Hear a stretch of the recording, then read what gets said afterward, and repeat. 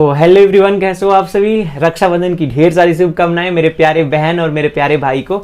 और जो बहनें बोली हैं कि भैया आप अपने को राखी बंधवा लेना, और मेरे तरफ से तो मैं पक्का राखी बंधवा लूंगा आप सभी लोगों के नाम से, ठीक है ना। और मेरे प्यारे भाई जो भी आपकी बहनें होंगी उसको प्लीज़ अच्छे से आज बातें कर लेना, और ज़्यादा वो मत करना, पैसा की लेन देन की बात तो मैं नहीं कहने वाला। हाँ, और बाकी जो भी आपका टारगेट है, तो आज आपको पता ही है कि आज रिवीजन डे है। तो जो यूपीएसआई की तैयारी कर रहे हैं उनके लिए आज रिवीजन डे है और अपनी तैयारी बहुत अच्छे तरीके से कर रहे होंगे। तो चलिए आज सीधे मैं आपको टारगेट की तरफ ले चलता हूं कि आज आपको क्या मिला हुआ है। और मैं जानता हूं कि आज आप लोग बिजी रहोगे और वर्क को कंप्लीट करने में ज़्यादा प्रॉब्लम होगी, इसीलिए मैंने सोच समझ के इसको दिया हुआ है कि केवल और केवल आज आपको रिविजन करने हैं। अगर आपसे इसमें दिए हुए कुछ क्वेश्चन नहीं हो पाते हैं तो कल उसको कंप्लीट कर लेना, लेकिन आज आपको केवल रिवीजन एंड रिवीजन ही करना है। तो मैंने इसीलिए सोच समझ के ये सब बनाया हुआ है।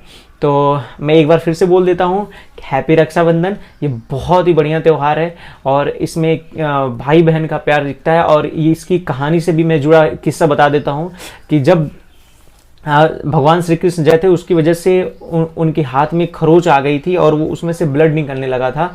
उसी समय क्योंकि कपड़े नहीं थे वहाँ पे या फिर बांधने के लिए कुछ ऐसा था नहीं, तो द्रौपदी जी ने अपना वो कपड़े को चीर को फाड़ करके और साड़ी से उसको बांधा था उन्होंने, और पूरा उनका ब्लड को रोका था। तो उसी समय से ये प्रथा चलती आ रही है और श्री कृष्ण भगवान ने उसी समय बोला था कि मैं आजीवन आपका रक्षा करूँगा। तो हर एक भाई का कर्तव्य है कि अपनी बहन की रक्षा करे, और हर एक बहन का कर्तव्य है कि भाई की इज्जत करे, और भाई का भी कर्तव्य है कि बहन की इज्जत करे।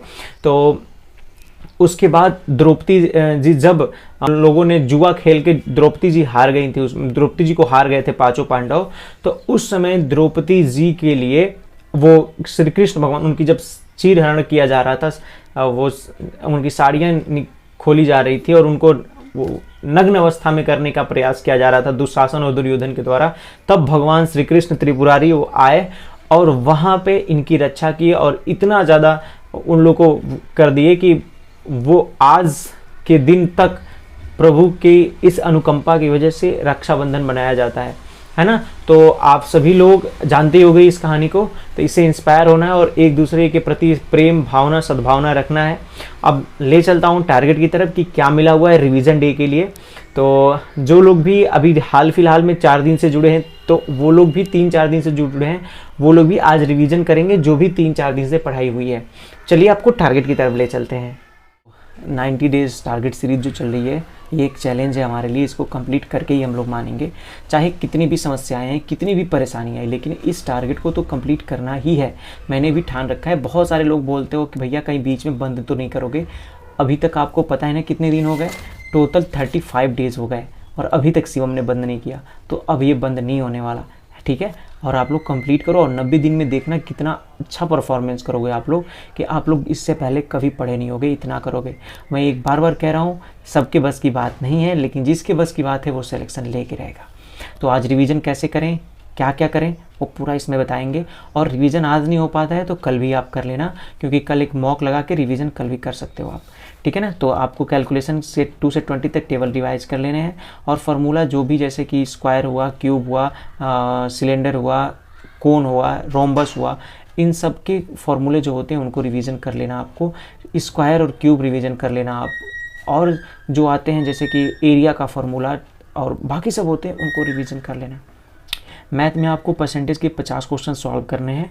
अगर हर टॉपिक से 10-10 करने, मतलब एक ही क्वेश्चन मतलब उठाना है और एक ही बार में 50 नहीं कर देना है।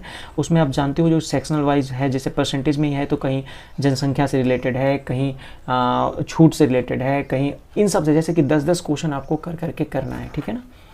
हिंदी में आपको शब्द रूप आप केयरफुली आप इसको पढ़ लेना, और बुक से और नोट्स से इसको रिवीजन करके, और उसमें से क्वेश्चन अगर हो सकता है तो लगा लेना, ठीक है। रीजनिंग में आप संदीप सर से अगर आप कर रहे हो तो ठीक है, नहीं कर रहे हो तो और कोई बात नहीं, आप किसी भी टीचर से कर सकते हो। वहाँ से आप इसको रिवीजन कर लेना, और उसकी अगर आपने रिवीजन कर रखा है तो बुक और पीडीएफ मैंने सेंड कर दिए, तो वहाँ से भी आप कर सकते हो, ठीक है। आगे बता रहा हूँ, तो मूल विधि आपको करनी है RWA से। रोजगार विद अंकित सर से करनी है मूल विधि। आप इसका पोक्सो एक्ट जो है इनको रिवीजन कर लेना है, और विवेक सर के एग्जामपुर से महिला संरक्षण को रिवीजन करना है। पूरा इन दोनों को रिवीजन कर लेना बढ़िया तरीके से। हाँ, आज और कल 2 दिन का टाइम मैं दे रहा हूँ, 2 दिन में आप रिवीजन कर सकते हो, ठीक है ना। पॉलिटी में आपको संघ, राज्य और मौलिक के नीति निर्देशक तत्व आप कर लेना। आप संघ, राज्य के नीति निर्देशक तत्व और मौलिक कर्तव्य, इस वीक में मैंने 3 टॉपिक को कवर करवाया है, तो इसको बढ़िया से रिवीजन कर लिया। संघ जो 51 के बाद स्टार्ट होता है वो, और राज्य के नीति निर्देशक तत्व जो है वो 36 से स्टार्ट होते हैं वो, और मौलिक कर्तव्य जो 51 में स्टार्ट होते हैं वो। साहित्य में जितने भी इस वीक के सभी लेखक हैं उनको सबको रिवीजन करना है, एक भी लेखक छूटने नहीं चाहिए, सबको रिवीजन करना है।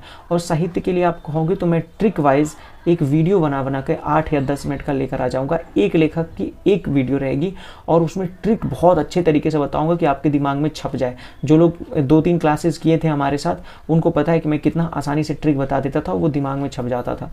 तो अगर आप कहोगे तो मैं ज़रूर उसके लिए ट्राई करूँगा और एक वीडियो डेली लेकर आ जाया करूँगा। संपूर्ण मुहावरा आपको करने हैं, और तद्भव तत्सम को भी पूरा का पूरा आपको कर लेना है, ठीक है।